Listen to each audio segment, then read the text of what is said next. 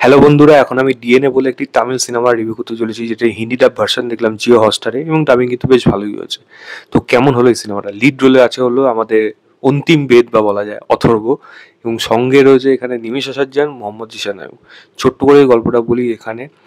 অথর্বর যে ক্যারেক্টারটা, যে অলরেডি একটা ব্রেকআপের মধ্যে দিয়ে গেছে এবং তার সাথে এমন কোনো ঘটনা ঘটছে যেটা তাকে পুরোপুরি ডিপ্রেস করেছে, ড্রাঙ্কেড বানিয়ে দিচ্ছে। এবং উল্টো দিকে নিমিষা ক্যারেক্টারটা, যে বরাবরই ছোট থেকে একটু চাইল্ডিশ টাইপের, কারণ তার ওই ডেভেলপমেন্টটা ঠিকঠাকভাবে হয়নি, মানে একটু বলা যায় একটু অ্যাবনর্মাল টাইপের।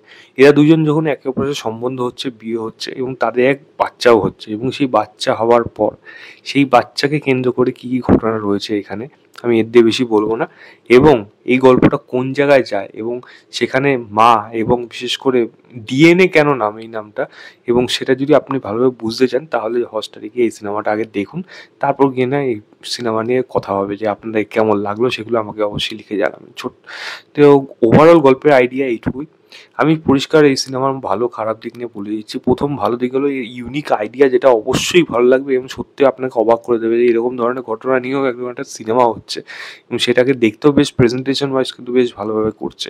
শুরুর দিকটা যদি একটু বাদ দিয়ে দিন, আপনি কিন্তু পুরোপুরি 10 মিনিটের মধ্যে সিনেমার মধ্যে এনগেজ হয়ে যাবেন। তো পুরোপুরি সেরকমভাবেই কিন্তু সিনেমাটা লেখা হয়েছে, যেটা কিন্তু আপনাকে পুরোপুরি এনগেজ করে রাখবে। ফাস্ট পেসিং কাজ হয়েছে, আপনি ইনভেস্টিগেশনের মধ্যে কিন্তু, থ্রিলারের মধ্যে কিন্তু আমি পুরোপুরি ইনভলভ হয়ে যাবেন, যেটা আমার এই সিনেমাটা দেখে মনে হয়েছে। পারফরমেন্সের যে কথা বলি, দেখুন অথর্ব ভালো পারফরমেন্স দিয়েছে, সেটা বরাবরই। তবে শো স্টিলার হয়ে গেছে নিমিষ রাজ্জাক।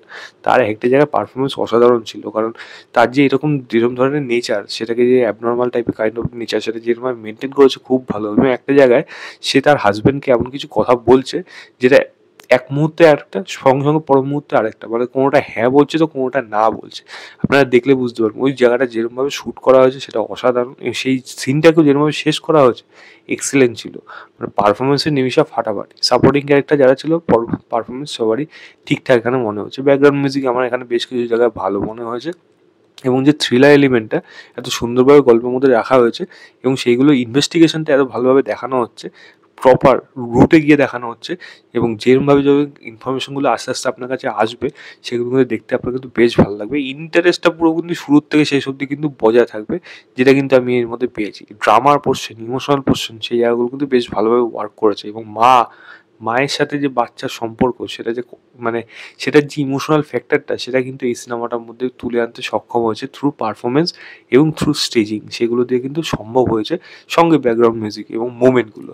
এবং যদি আমি বলি, একটা ওভারঅল অ্যাকশন টাইপের কাইন্ড অফ এখানে রাখা হয়েছে, যেটা এক্সট্রা অর্ডিনারি আমি বলবো না, একেবারেই না। একটা মোটামুটি কাইন্ড অফ একটা অ্যাকশন রাখা হয়েছে, যেটা দেখতে আপনার কখনোই খারাপ লাগবে না। আপনি এই গল্পের মধ্যে ইনভলভ হয়ে গেলে বুঝতে পারবেন যে এটা হয়তো এই জায়গায় প্রয়োজন ছিল, হয়তো এরকমভাবে সেটা দেখাতে চেয়েছে, যেটা একটা ইন্টারেস্টিং ফ্যাক্টর কিন্তু গল্প হয়ে দাঁড়ায়, যেটার জন্য বললাম। এবং এর যে মেন যে বক্তব্যটা, যেখানে ডিরেক্টর এটা বলতে চাচ্ছে যে বাচ্চা হওয়া নিয়ে যেই বক্তব্যটা দিতে চেয়েছে, সেটা কিন্তু বেশ ভালো, এবং খুব মানে এটা খুব রিলেটেবল, এবং এটা কিন্তু সত্যিকারের ঘটনা।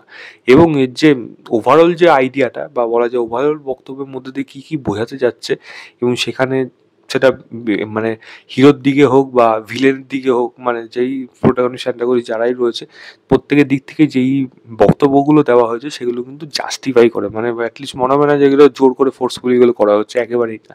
সেগুলো কিন্তু জাস্টিফাই করতে সক্ষম হয়েছে, যেটা দেখতে কিন্তু এই সিনেমার মধ্যে বেশ ভালো লাগছে। ছোটোখাটো অন্যান্য দিক আছে, যেগুলো এই সিনেমার মধ্যে কিন্তু বেশ ভালোভাবে কিন্তু ছিল, যেগুলো এই সিনেমাটা দেখতে আমার মনে হয় না কোনোভাবে আপনার মানে অড লাগবে বা বিরক্তকর লাগবে। একটুখানি প্রথম দিকে এনগেজ হতে পারলেই তো আপনি পুরোপুরি সিনেমাটার মধ্যে ইনভলভ হয়ে যাবেন।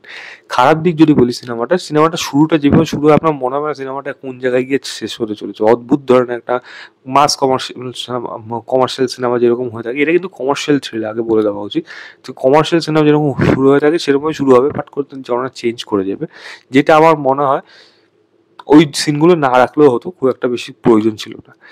দ্বিতীয় জিনিস বলবো হলো, মানে এর যে অথর্ব যে হার্ট ব্রেকের যে জায়গাটা রয়েছে, সেখান থেকে নিমিষাকে যখন সবাই অপমান করছে বিয়ের দিন, যে ওই মেয়েটি পাগল, ওর সাথে যাওয়া ঠিক না, অথর্বর মধ্যে একটা চেঞ্জেস আসছে। যে চেঞ্জেসটা আসার আগ অবধি তার মধ্যে কিন্তু দেখে মনে হয়নি যে ছেলেটা এই মেয়েটার প্রতি এরকম সম্মানে করতে পারে বা তার মেয়েটার প্রতি কোনো একটা ফিলিংস নতুন করে হচ্ছে। তো সেই জায়গাটা মনে হয় আরও ভালোভাবে একটু সময় দিয়ে লিখলে আরও অনেক কিছু এটা করা যেতে পারতো, দেখানো যেতে পারতো। এবং যেই ক্লাইম্যাক্স যে অ্যান্টাগনিস্টের যে দিকটা রয়েছে সেটাকে না যেরমভাবে আনলো, আমি বক্তব্যগুলো ভালো কিন্তু তার যে এই যে তার যে বিস্তরটা বা বলা যায় তার যা কাজ করছে সেইগুলোর না অনেকটা বেশি জ মানে আপনার দেখে মনে হবে এটা আরো অনেক কিছু হওয়ার প্রয়োজন ছিল। আরো ব্রড ভাবে দেখাতে পারতো। সেটাকে দেখাতে পারেনি। কারণ বাজেট খুব একটা বেশি না এই সিনেমার জন্য। ৫ না ৬ কোটি টাকার বাজেট।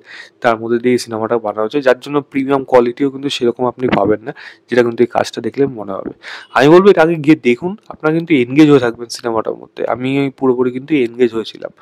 আমার কিন্তু সিনেমাটা বেশ ভালো লেগেছে। আমি এই সিনেমাটাকে 3.25 দেবো আউট অফ 5 বলব। জিও হটস্টারে যান, গিয়ে দেখুন। দেখে জানাবেন আপনাদের কেমন লেগেছে। তো এই ছিল আমার ওভারঅল রিভিউ ডিএনএ বলে সিনেমাটা।